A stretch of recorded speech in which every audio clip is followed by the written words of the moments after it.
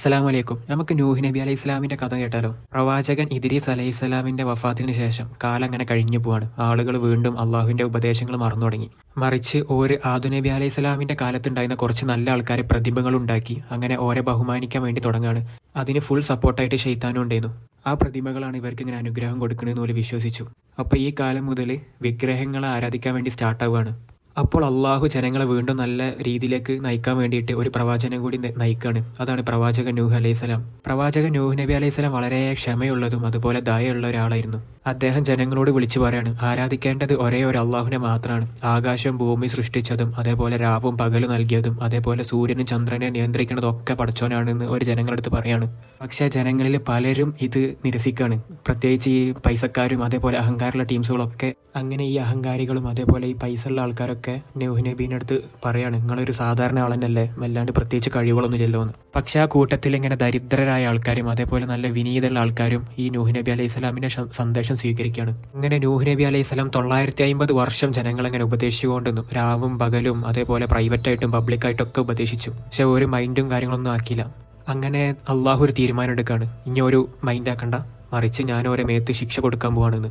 അതിന് വേണ്ടിയിട്ട് അള്ളാഹു നൂഹ് നബി അലൈഹി സ്വലാമിൻ്റെ അടുത്ത് പറയാണ്, ഒരു വലിയ കപ്പൽ അല്ലെങ്കിൽ ഒരു പേടകം ഉണ്ടാക്കാൻ വേണ്ടിയിട്ട്. അങ്ങനെ നൂഹ് നബി അലൈഹി സ്വലാം ഈ കപ്പൽ ഉണ്ടാക്കുന്ന സമയത്ത് ആ നാട്ടുകാരെല്ലാവരും നൂഹ് നബി അലൈഹി സ്വലാമിനെ പരിഹസിച്ച് ചിരിക്കുന്ന സമയത്ത്. പക്ഷെ നൂഹ് നബി അലൈഹി സ്വലാം അള്ളാഹുവിൻ്റെ കൽപ്പന പോലെ ആ കപ്പലിൻ്റെ പണി പൂർത്തിയാക്കാണ്. അങ്ങനെ പടച്ചോൻ ശിക്ഷ കൊടുക്കുന്നു പറഞ്ഞ ആ ദിവസം എത്തി. ആകാശത്ത് നിന്ന് ഇങ്ങനെ മഴ പെയ്യാൻ വേണ്ടി തുടങ്ങി. അതുപോലെ ഭൂമിയിൽ നിന്ന് വെള്ളം ഇങ്ങനെ പൊങ്ങി വരാൻ വേണ്ടിയിട്ട് തുടങ്ങി. നൂഹ് നബി അലൈഹി സ്വലാം തൻ്റെ വിശ്വാസികളെയും അതേപോലെ എല്ലാ ആണുങ്ങളും പെണ്ണുങ്ങളും അതേപോലെ ജീവജാലങ്ങളെ എല്ലാവരും കപ്പലിൽ കയറ്റി. പക്ഷേ എന്തിന്, നൂഹ് നബി അലൈഹി സ്വലാമിൻ്റെ മക്കളിൽ ഒരാൾ പോലും ഇത് വിശ്വസിച്ചിട്ടുണ്ടായിരുന്നില്ല. മറിച്ച് ഈ മഴ പെയ്തിട്ട് ഭൂമിയിൽ വെള്ളം കൂടുന്ന സമയം ആ മക്കൾ പറയുകയാണ്, നമ്മളേതെങ്കിലും ഒരു മലൻ്റെ മുകളിൽ കയറി നിന്നിട്ട് രക്ഷപ്പെട്ടോല, അത്രക്കൊന്നും മഴ പെയ്യാൻ പോകുന്നില്ല എന്നാണ് നൂഹ് നബി അലൈഹി സ്വലാമിൻ്റെ അടുത്ത് പറഞ്ഞത്.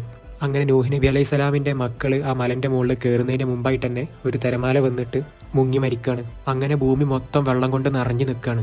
അള്ളാഹുൽ വിശ്വസിക്കാത്തവരൊക്കെ അങ്ങനെ നശിച്ചു പോവാണ്. അങ്ങനെ അള്ളാഹു ഭൂമിനോട് പറഞ്ഞു ഈ വെള്ളം ഫുള്ള് കുടിക്കാൻ വേണ്ടിയിട്ട്, അതുപോലെ ആകാശത്തിനോട് മഴ നിർത്താൻ വേണ്ടിയിട്ടും കൽപ്പിച്ചു. അങ്ങനെ വെള്ളം മൊത്തം താഴ്ന്ന് നൂഹ് നബി അലൈഹി സ്വലാം തൻ്റെ കപ്പൽ ഒരു ജൂതി പർവ്വതത്തിൽ കൊണ്ടിട്ട് നിർത്തി. അങ്ങനെ അതിലുണ്ടായിരുന്ന ആൾക്കാരൊക്കെ കപ്പലിൽ നിന്ന് ഇറങ്ങിയിട്ട് അള്ളാഹുവിനോട് നന്ദി പറയാണ്. അങ്ങനെ അവിടെ ഒരു പുതിയ ജീവിതം തുടങ്ങുകയാണ്. അങ്ങനെ നൂഹ് നബി അലൈഹി സ്വലാം വഫാത്താവുന്നതിന് മുമ്പ് നൂഹ് നബി അലൈഹി സ്വലാം തൻ്റെ മക്കളടുത്ത് പറയാണ്, ഒരേ ഒരു അള്ളാഹുവിനെ മാത്രം ആരാധിക്കാൻ വേണ്ടിയിട്ടും അതേപോലെ അഹങ്കാരം കാണിക്കരുത്, മറ്റാരെയും അള്ളാഹുവിനോടൊപ്പം ചേർക്കരുത്.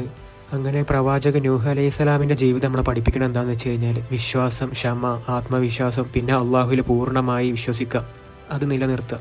ഇതിനു മുമ്പ് ഈ ചാനലിൽ ആദം നബി അലൈഹി സ്വലാമിൻ്റെ ഒരു 4 മിനിറ്റ് വീഡിയോയും അതേപോലെ ഇദ്രീസ് അലൈഹി സ്വലാമിൻ്റെ ഒരു ചെറിയ ഷോർട്സും യൂട്യൂബിൽ ഇട്ടുണ്ടായിരുന്നു. കാണാത്തവരൊക്കെ കാണാം. അസ്സലാമു അലൈക്കും.